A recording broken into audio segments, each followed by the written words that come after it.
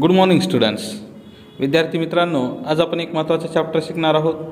तर you know that is very very important for yourself. तर you know that does and do.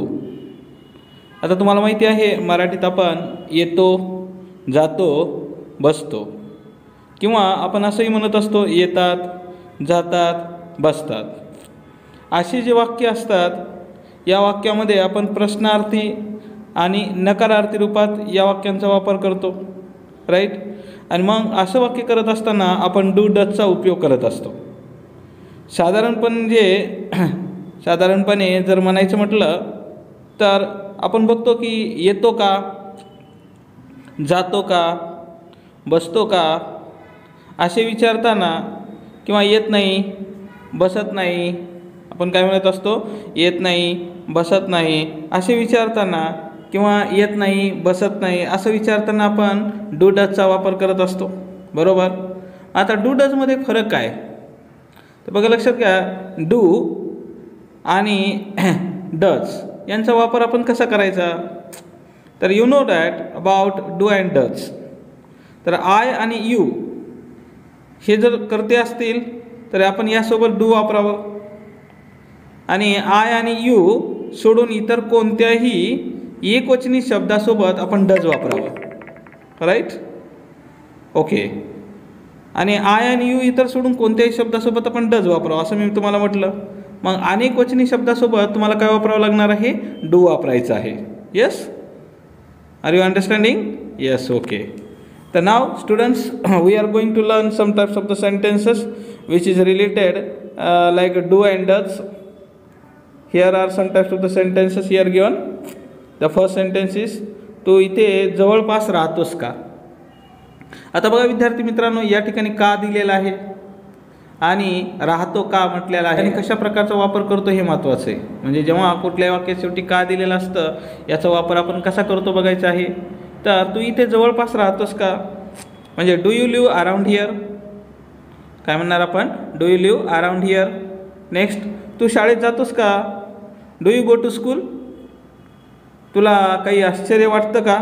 आता वाटणेला शब्द काय, फील, राईट. म्हणजे do you feel any wonder. तुला आठवतं का. आता आठवणेला शब्द काय, remember. Do you remember. Next, या माणसाला तू ओळखतोस का. तू या माणसाला ओळखतोस का. Do you know this man. तू राजेशला ओळखतोस का. Do you know Rajesh.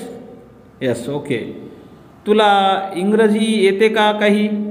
आता तुला काही इंग्रजी येते का म्हणायचं. काही म्हणजे काही येणी, आणि इंग्रजी म्हणजे इंग्लिश. येते का म्हणजे काय, know. Do you know any English. तुला रस्ता माहीत आहे का. Do you know the way. तुला आईस्क्रीम आवडते का. Do you like ice cream.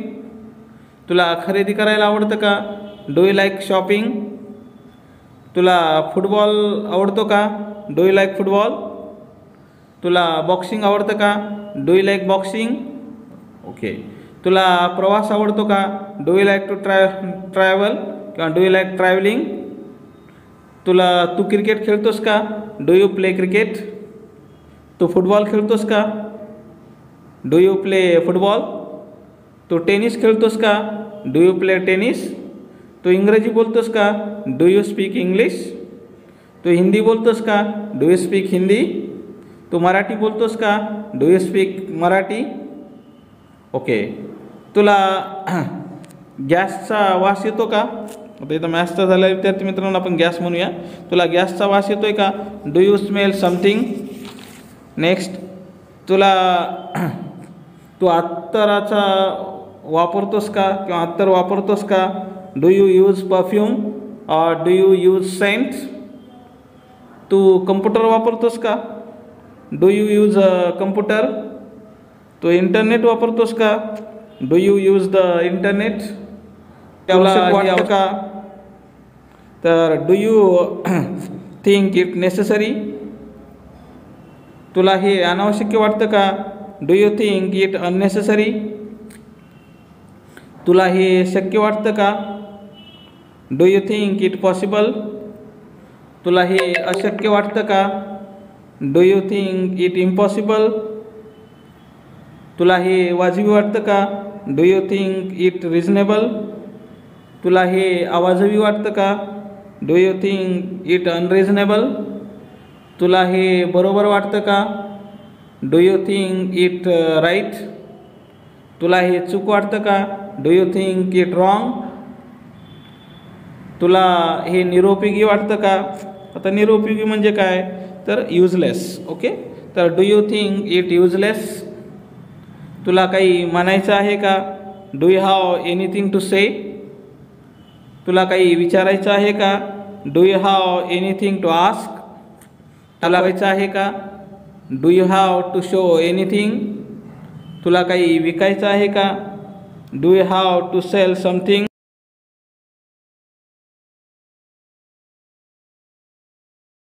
आहे का? आता बाय बाय म्हणजे काय? विकत घेणे. Do you have anything to bye? तुझा परमेश्वरावर विश्वास आहे का? Do you believe in God? तुझा भूतावर विश्वास आहे का? Do you believe in yes do you believe on in a ghost? म्हणजे do you believe in honesty? Do you believe in honesty? तुझा भूतावर विश्वास आहे का? तुझा प्रामाणिकपणावर विश्वास आहे का? Do you believe on honesty? तुझा भूतावर विश्वास आहे का? डू यू बिलीव्ह बघा विद्यार्थी मित्रांनो, आपण दुसरं वाक्य बघूया. तुझा परमेश्वरावर विश्वास आहे का? Do you believe on in God? Do you believe in God? Okay. तुझा भूतावर विश्वास आहे का? Do you believe in ghost? तुझा प्रामाणिकपणावर विश्वास आहे का? Do you believe in honesty? तुझा मेहनतीवर विश्वास आहे का? Do you believe in hard work? तुझा दैवावर विश्वास आहे का? डू यू बिलीव्ह इन फेट? डू यू बिलीव्ह इन फेट? तुझा तू वर्तमानपत्र घेतोस का? अथवा तू वर्तमानपत्र घेतोस का? आता घेणेला शब्द काय येत असतं? आपण टेक म्हणत असतो, बरोबर. पण या ठिकाणी आपण काय म्हणणार? Do you take newspaper? आता या ठिकाणी बघा, तू पेपर वाचतोस का? Do you read a newspaper? तू आईस्क्रीम ठेवतोस का? है ना, तू आईस्क्रीम ठेवतास का? किंवा तुम्ही आईस्क्रीम ठेवता का? तर डू यू कॅरी आईस्क्रीम? तुम्ही कोल्ड ड्रिंक्स ठेवता का? Do you carry cold drinks? तुम्ही मॅगझिन ठेवता का? Do you carry okay do you carry magazines? Next, तुम्ही क्रेडिट कार्ड घेता का? Do you take a cheque? Do you take a credit card? तुम्ही चेक घेता का? Do you take a cheque? तुम्ही क्रेडिट कार्ड घेता का? Do you take credit card?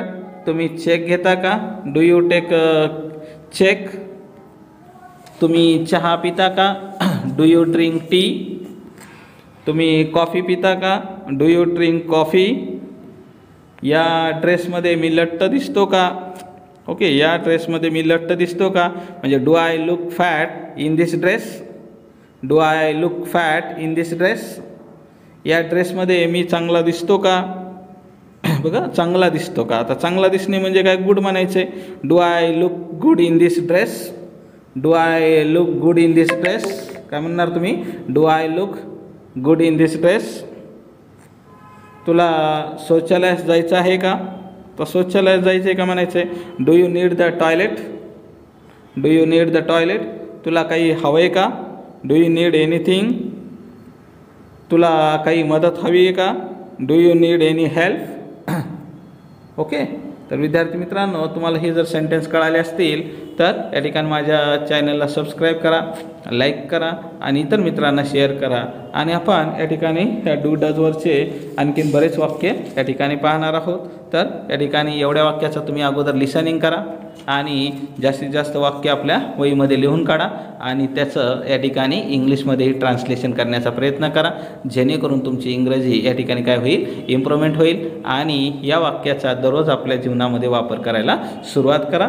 That is possible. लक्षात, if you will practise continuously then it will be possible for everyone. And continuous working is very important for English speaking. And English speaking is very easy if you will try daily in your life.